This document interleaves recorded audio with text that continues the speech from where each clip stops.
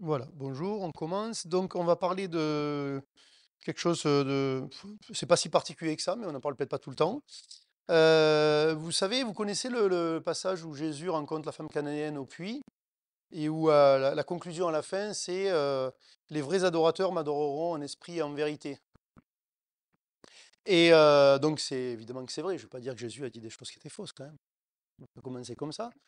Mais nous, des fois, dans notre vie, peut-être qu'on dissocie l'esprit et le corps. Et parce que, par exemple, Jésus a dit ça, parce qu'il y a d'autres choses qui sont écrites et qui vont dans ce sens-là, et tout cela est tout à fait vrai, euh, on, on pense que la vie avec Dieu, c'est quelque chose de purement spirituel, limite intellectuel, éventuellement émotionnel. Et puis, il y a un élément important de notre vie que nous oublions, et du coup, on se dit, ou plutôt, on ne se dit pas. On ne se pose pas la question, qu'est-ce que Dieu en pense?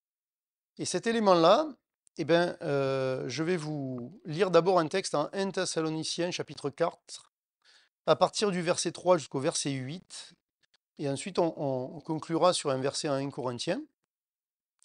Euh, Ce que Dieu veut, c'est votre sanctification, c'est que vous vous absteniez de l'impudicité. Vous savez ce qu'est l'impudicité? Pas sûr. L'impudicité, c'est toute relation sexuelle en dehors du mariage reconnu par la mairie, hein. Donc ça veut dire que le concubinage, c'est dedans, l'homosexualité, c'est dedans. Euh, les plaisirs personnels, c'est dedans. Enfin, voilà, mettez-y tout ce que vous voulez. Dans tout ça, toutes les activités sexuelles en dehors du mariage entre. Alors, effectivement, je suis obligé de préciser, entre un homme et une femme. Tout ça, c'est l'impudicité. C'est le mot pornéa, si ça peut un peu vous évoquer quelque chose. Pornéa, pornographie. Donc, vous imaginez un petit peu qu'est-ce que Dieu pense de ce que je viens de citer et de ce qui s'y apparente. Euh, Et donc il est dit, qu'est-ce que veut le Seigneur au verset 3? Dieu veut, ce que Dieu veut, c'est votre sanctification. C'est que vous vous absteniez de l'impudicité. C'est que chacun de vous sache posséder son corps dans la sainteté et l'honnêteté. Que chacun de vous sache posséder son corps dans l'honnêteté et la sainteté. C'est intéressant. Donc finalement, la vie chrétienne, c'est pas qu'une question d'esprit, c'est aussi une question de corps, d'après ce que je lis. Et tout à l'heure, je vais vous lire un verset dans 1 Corinthiens qui est encore plus cash. Mais c'est intéressant, mais c'est drôle parce qu'en fait, l'être humain est très bizarre. C'est-à-dire que, oui, la vie chrétienne, c'est spirituel, donc mon corps, je ne fais pas trop attention. Bon, je fais. Et puis un jour, à l'église, on dit, oui, on va jeûner tel jour. C'est spirituel ou c'est physique, le jeûne? C'est physique. Pourquoi, alors, pourquoi jeûner? Ça sert à rien. La vie chrétienne, elle est spirituelle. Ça sert à rien. Mon corps, on s'en fiche. Ben non, on s'en fiche pas. En tout cas, enfin, nous, peut-être qu'on s'en fiche, mais Dieu ne s'en fiche pas. Et donc, du coup, ce que je veux dire par là, c'est que devant Dieu, un être humain, c'est une âme, un esprit et un corps. Le corps inclus. Et pour preuve de ça, c'est que Jésus-Christ est ressuscité dans son corps.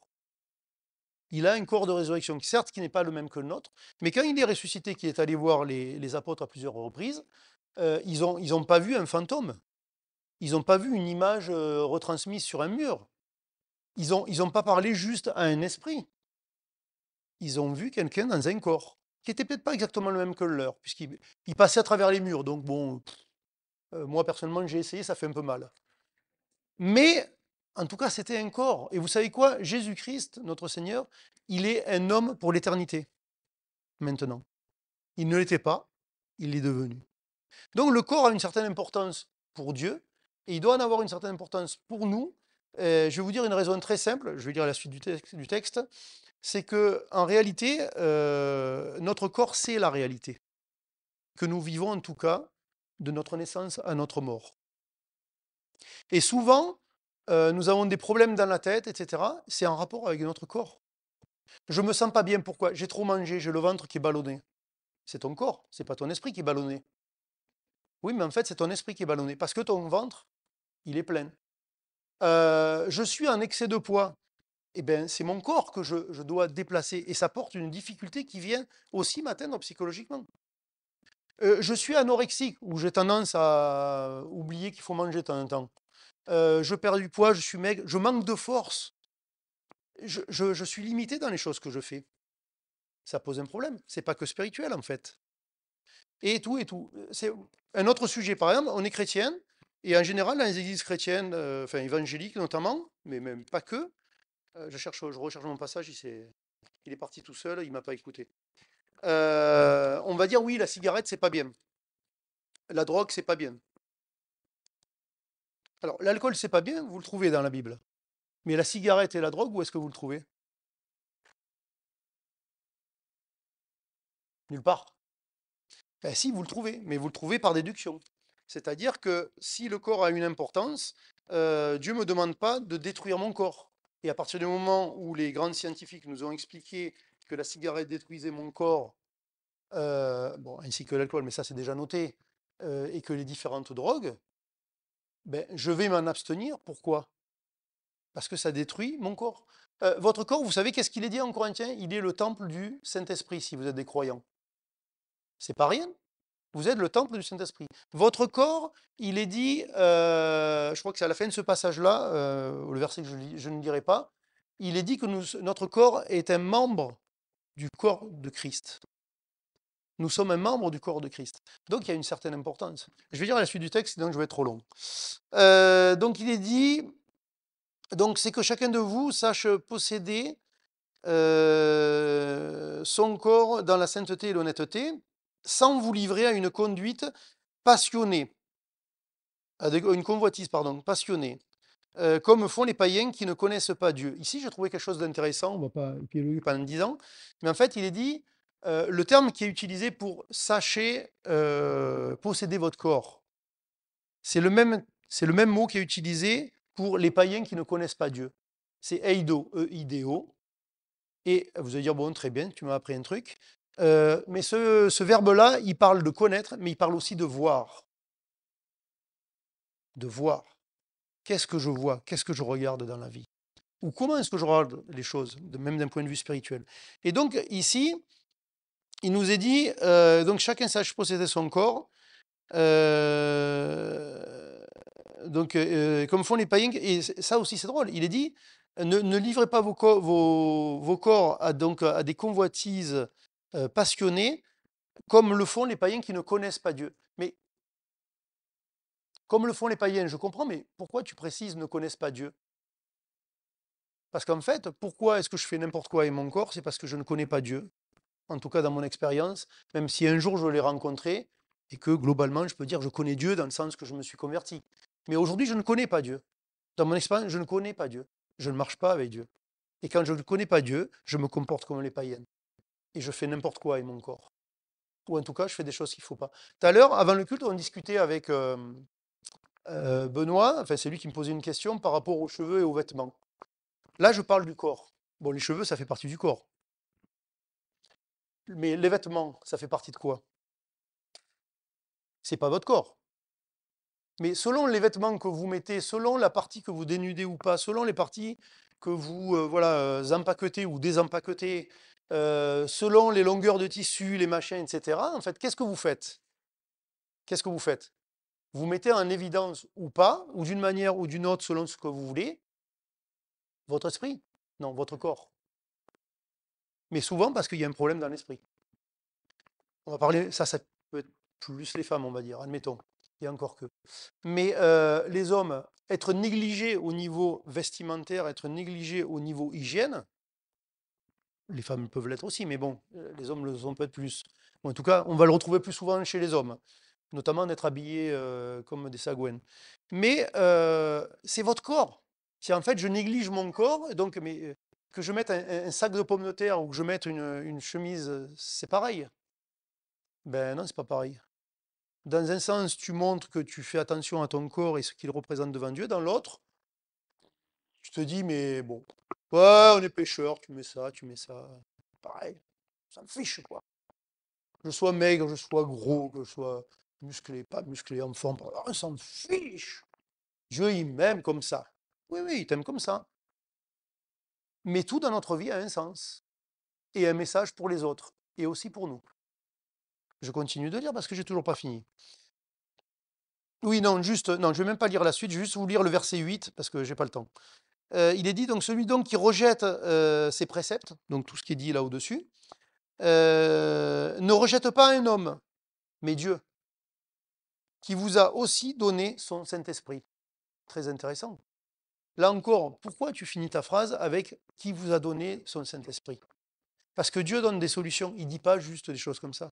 Il donne une solution. Et la solution, c'est effectivement le Saint-Esprit qui est donné. La solution, c'est que tant que je n'ai pas compris que je suis le temple du Saint-Esprit, tant que je n'ai pas compris que euh, mon corps, c'est un cadeau de Dieu, prêté pendant un certain temps, et que du coup, ça a une certaine valeur, pas une valeur absolue, parce que ce corps, il va disparaître, et un autre me sera donné. Mais tant que je ne le comprends pas, en fait, pourquoi je vais faire attention? Pourquoi je vais faire ce qu'il faut? Non. Donc, des fois, je vais faire attention parce qu'autour de moi, on fait attention, parce que c'est mon éducation, parce que c'est peut-être le train de ce monde à une certaine époque. Et puis, si je suis dans un autre environnement ou une autre époque, je fais autrement.